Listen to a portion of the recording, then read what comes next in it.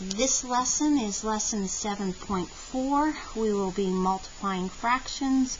Our essential question is, how can you use an area model to show the product of two fractions?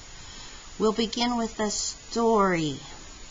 Jane is making reusable grocery bags and lunch bags. She needs 3/4 of a yard of cloth to make a grocery bag. To make a lunch bag, she needs 2/3 of the amount of cloth needed to make the grocery bag. How much cloth does she need to make a lunch bag? We're going to be finding 2/3 of 3/4.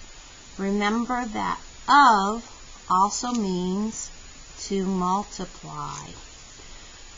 The materials you're going to need are 2 highlighters. I will be using blue and yellow.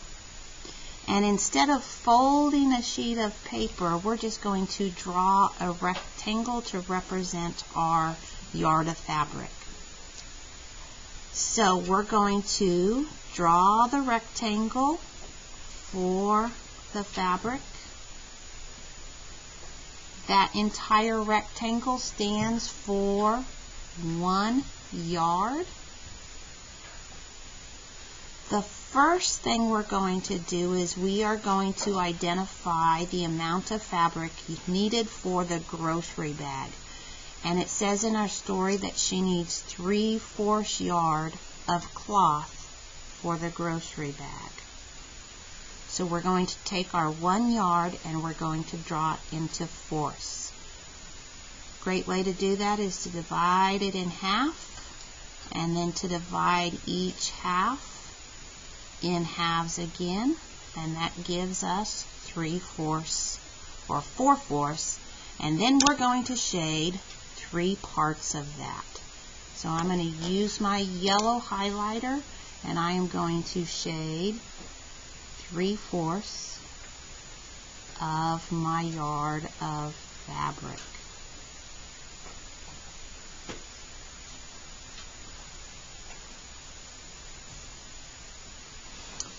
Once I have the 3/4 of the yard done, I'm going to go to step B. Step B says we're going to divide our yard of fabric into 3 equal parts. So we're going to do horizontal lines, and we're going to divide it into thirds, which means we're going to draw 2 lines. There's my first line, there's my second line. And in the story it says she needs to use 2/3 of the amount of cloth for the grocery bag. So I'm going to take my blue highlighter and I'm going to highlight 2 of the 1/3 pieces. Remember, we're finding 2/3 of 3/4.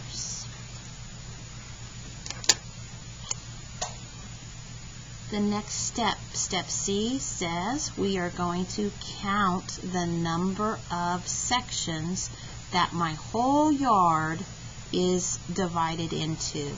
So I have 1, 2, 3, 4, 5, 6, 7, 8, 9, 10, 11, 12. So how many rectangles are formed by all the folds in the paper? That would be 12 of them. What fraction of the whole sheet of paper does 1 rectangle represent? That would be 1/12. Step D says we are going to count the sections that are shaded twice and record the answer. So if we come up to our diagram, I'm looking at the sections that are shaded twice, and there would be 1, 2, 3, 4, 5, 6 of them. So that would be 6 out of 12 And then when I look at that fraction, I'm like, oh, I can reduce that. So I'm going to find a common multiple factor that will go into both of them, and I'm going to divide by that factor. So 6 divided by 6 is 1. 12 divided by 6 is 2. So Jane needs 1/2 yard of cloth to make a lunch bag. Next, we're going to work on a couple more problems. Here we have 3/5 times 1/3. We are finding 3/5 of the number. So we're going to take and we're going to shade 3/5. So I'm going to highlight 1/5,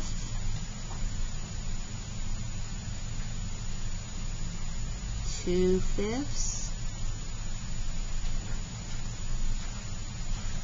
3/5.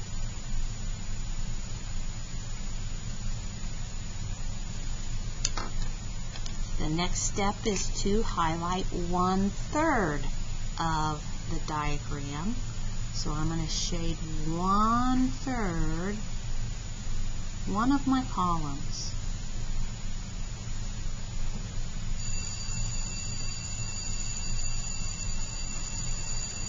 I'm going to count up the number of small rectangle pieces in my diagram, and there are 15 of those. And then I'm going to count up the number that are shaded twice, and there are 3 of those. So my answer is 3/15. But then I need to remember to simplify, and both 3 and 15 can be divided by 3, and that's going to equal 1/5. On the next diagram, I'm finding 2/3 of the number. So I have 2/3 times 3/5. In my circle, I have 3/5 shaded. Here's 1/5, 2/5, 3/5. And then I'm just going to look at 2/3 of that. So because I have 3 that are shaded, I'm just going to choose 2 of those. And we have to remember they're still 5th size pieces, and we've used 2 of them. So it would be 2/5.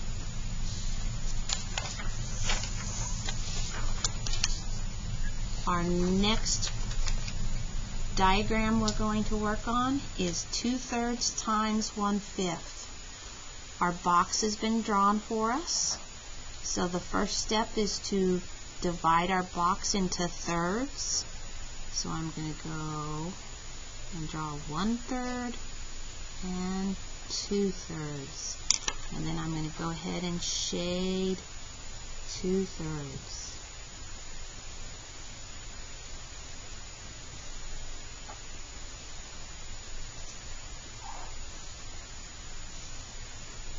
Next step, after I have my 2/3 shaded, I'm going to divide my box into 5ths. So I'm going to draw 4 lines across there, trying to make it even. So there's 1, 2, 3,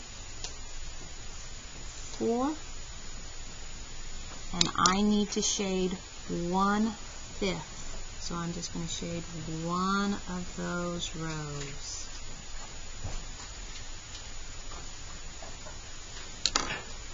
Our first step is to count all of our little rectangles within our diagram, and we will find that there are 15 of them.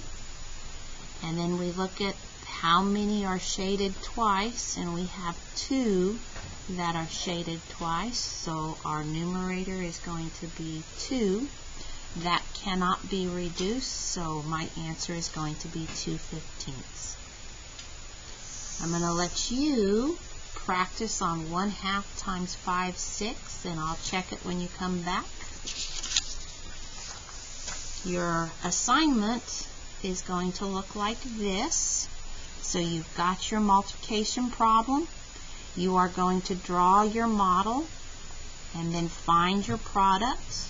And don't forget to simplify where necessary.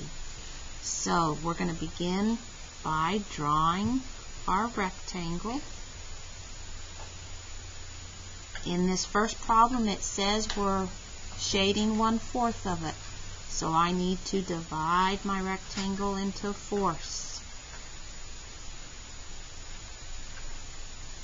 And then I'm going to shade 1/4 of it. So just one of those fourth size pieces. Next it says to shade 2/3 of it. So I'm going to divide my rectangle, my diagram, into thirds. And I'm going to shade 2 of those thirds.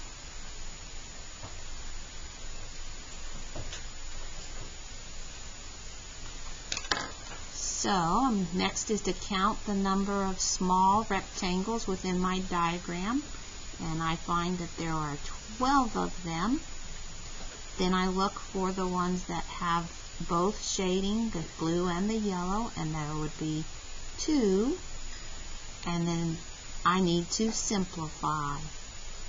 Both 2 and 12 are even numbers, so I can divide by 2. And that's going to give me 1/6. So you need to do this process on all of your problems on the front of the page. At the bottom you see we have word problems. Don't forget to label those word problems.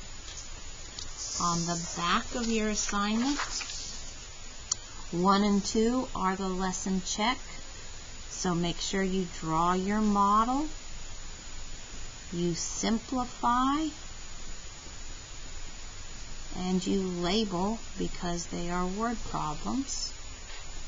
And then your spiral review, you've got 3 of those that are word problems that need to be labeled. And then number 6 is just solving that expression using PEMDAS. So it does not need to be labeled. That is lesson 7.4.